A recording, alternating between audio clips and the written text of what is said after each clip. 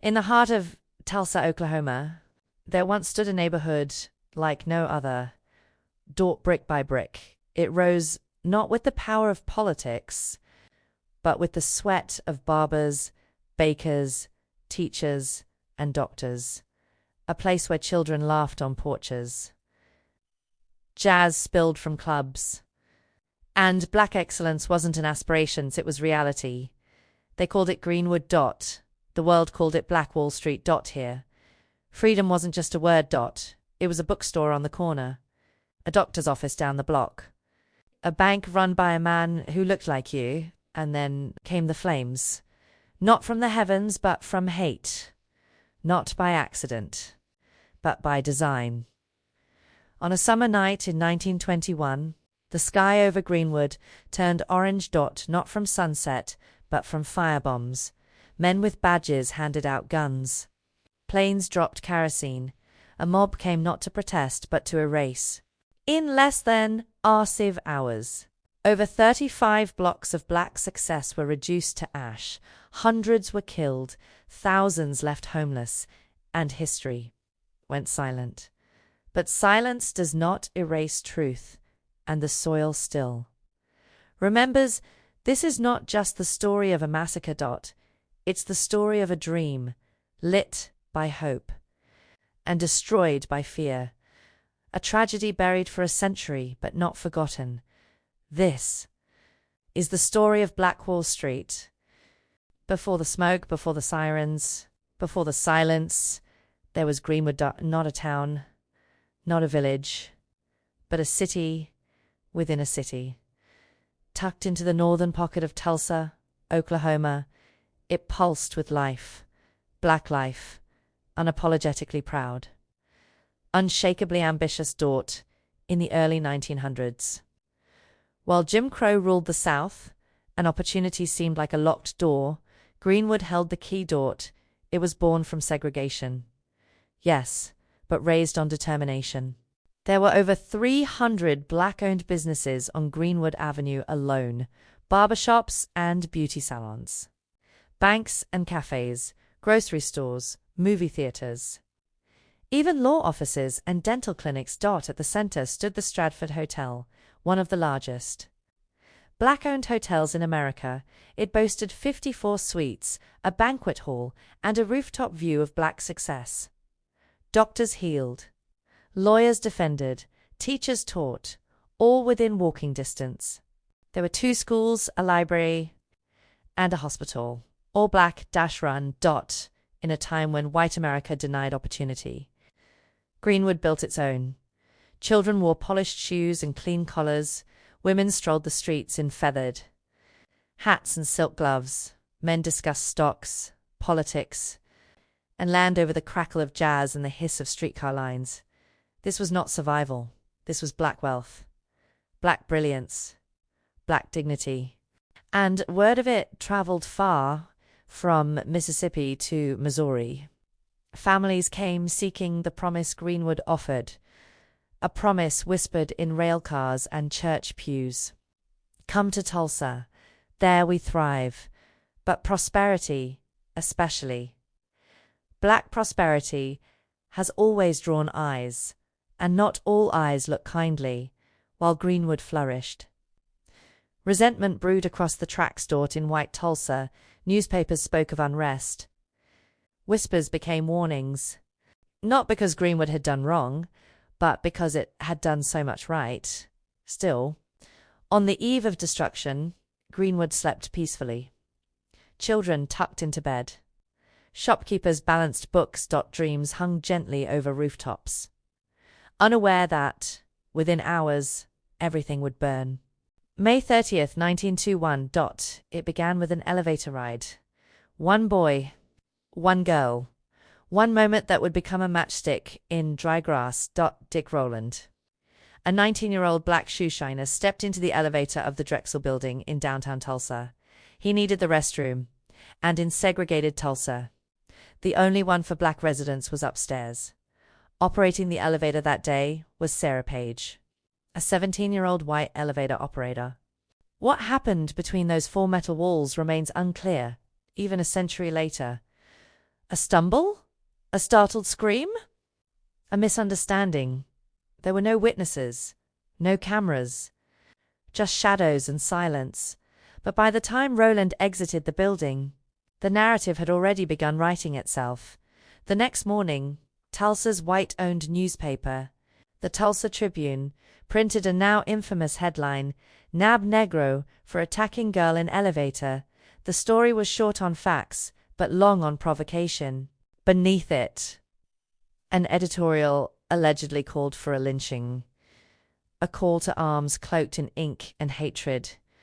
That afternoon, Roland was arrested, but not charged. Sarah Page would later refuse to press charges, but the damage was already done.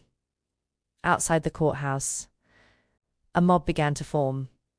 White men, armed and angry. They demanded Roland be handed over. Inside, the sheriff refused. He barricaded the top floor, determined to prevent a lynching. News of the growing mob reached Greenwood. Black veterans, many of them recently returned from World War I, gathered their rifles. They knew how this story usually ended. A small group of them marched to the courthouse and offered protection. They were turned away. At first, but later that evening, as tensions boiled, a white man tried to disarm a black veteran. A gunshot rang out, then another, then dozens more. In the chaos, the crowd erupted. The spark had ignited the fire, and before the sun would rise again, Tulsa would burn. May 31st, 1921. The sky hadn't yet turned to dawn, but the nightmare had already begun. In the early morning darkness, the mob came marching. Many armed with rifles, shotguns, and pistols spilled into the streets of Tulsa. Some wore police badges, others were deputized civilians, handed weapons by local law enforcement, and told to go get a N*********************. The lines between mob and militia blurred into one. They moved toward Greenwood with purpose, not to find Dick Roland, but to destroy the community that dared to thrive. Block by block, the violence escalated. Shots echoed through alleyways. Homes were broken into. Men were dragged from their doorsteps, beaten or worse. Black residents, caught off guard, tried to flee or fight back, but for every rifle they held, the mob had 10. Their neighborhoods were outnumbered, outgunned, and surrounded. Not rumors spread like wildfire. Greenwood is arming for war. Negroes are killing whites. Reinforcements are coming from nearby towns. Fear fed fury. Lies fueled bullets.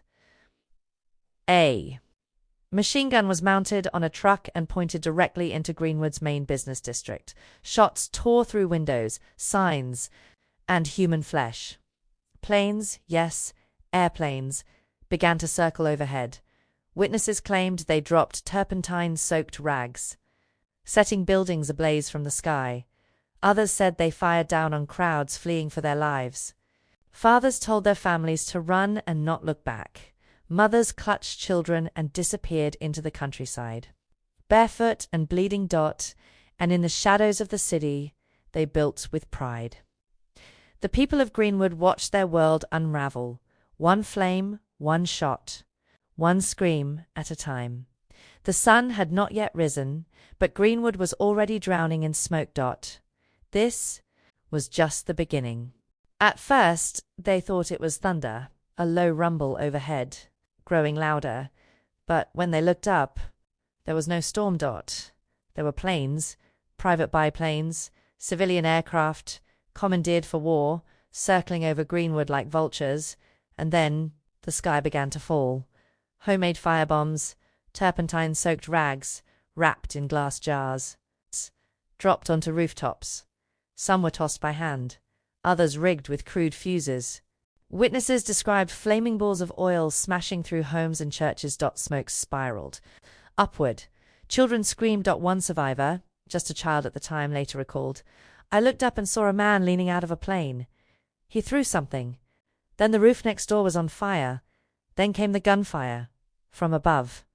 Some planes began to shoot at fleeing residents. Men, women, children. Those who had escaped the mob on the ground now found themselves hunted from the air. There was no safety. Flames spread faster than footsteps. One house caught fire, then 3, then 10, the grocery store, the dentist's office, the doctor's clinic, all turned to ash.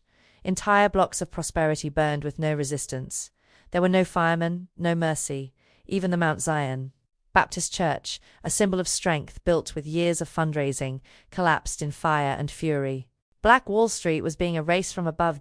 As ash rained down and smoke choked the skies. Greenwood became a battlefield. But this wasn't war. This was annihilation. And above it all, the planes kept circling, a dream set ablaze, not by nature, but by neighbors. By dawn, Greenwood was unrecognizable. Once the heartbeat of black excellence, now just bones and ash. Charred bricks, twisted iron, the scorched skeletons of what had been homes, shops, lives. 30-5 city blocks gone, burned to nothing in less than 24 hours. Survivors wandered through the rubble, barefoot, stunned, silent. Some searched for loved ones, some searched for God. Most found only smoke. Over 10,000 people left homeless. Entire families crammed into tents, if they were lucky. Others slept in fields, under trees, on the very land that betrayed them. And then came the roundups. City officials didn't offer help. They offered barbed wire. Black residents were herded at gunpoint into internment camps. The fairgrounds, convention halls, open fields converted into makeshift prisons. To leave, you needed a white person to vouch for you, a signature, a sponsor. Freedom now came with a permission slip. And the dead? Some were buried in mass graves. Others were dumped into the Arkansas River. No full count was ever recorded. Some say 100 died, others say 300 or more. But numbers can't measure what was lost. A community wasn't just burned. It was silenced. The dreams that built Black Wall Street had been reduced to ashes and whispers, and the world, for the most part, looked away. No arrests. No convictions. No reparations. Just silence, the kind that settles after a massacre and stays. Justice never came. Not a single person was arrested for the massacre. Not one charged for the arson. Not one prosecuted for murder. And the insurance companies, they refused every claim because the destruction was deemed a riot, an act of civil unrest, not terrorism, not genocide. Over $1.8 million in property damage in $1,921. Zero compensation for the survivors. The pain didn't end when the fires died. It calcified into poverty, into trauma, into silence. The city of Tulsa never rebuilt Greenwood. Instead, it rewrote the maps, built highways over sacred land, erased names, erased memory. And the history books. They said nothing. For decades, the Tulsa Race Massacre was a whisper at best, omitted from classrooms, ignored by officials, forgotten by design. Even survivors, the few who lived long enough to tell, feared speaking out, feared retaliation, feared being told they were making it up.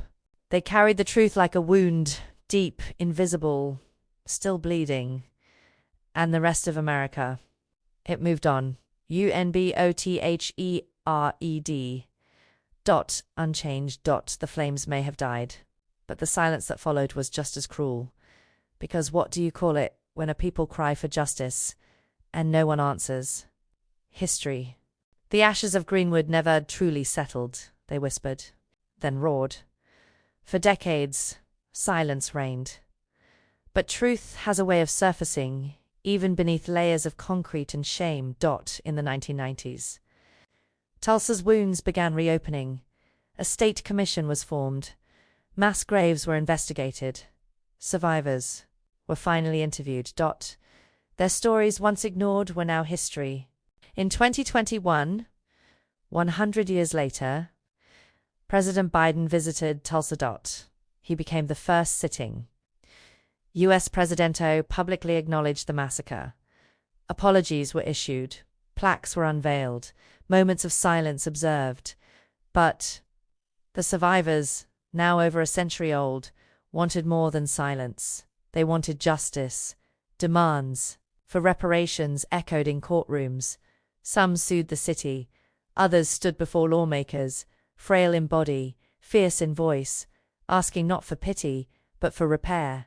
Because the loss wasn't just buildings. It was generational wealth. It was opportunity. It was legacy. And yet, Greenwood lives. In murals, in books, in classrooms, in the voices of those who refuse to forget. The massacre didn't end the dream. It forced it underground. But now, that dream is rising again, stronger, louder. Unashamed. Because history denied is history repeated, and Greenwood is no longer silent. What happens to a nation that forgets its own nightmares?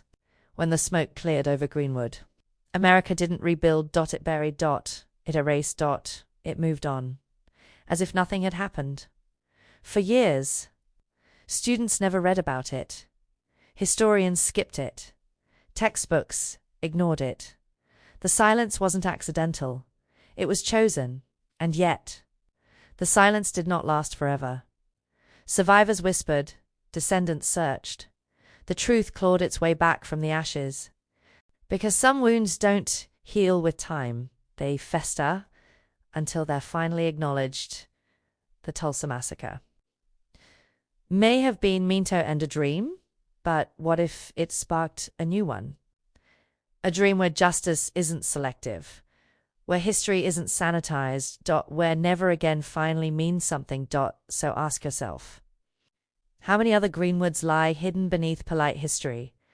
How many truths do we still need to dig up, not from the ground, but from our collective conscience? Because a massacre forgotten changes nothing, but a massacre remembered can change everything.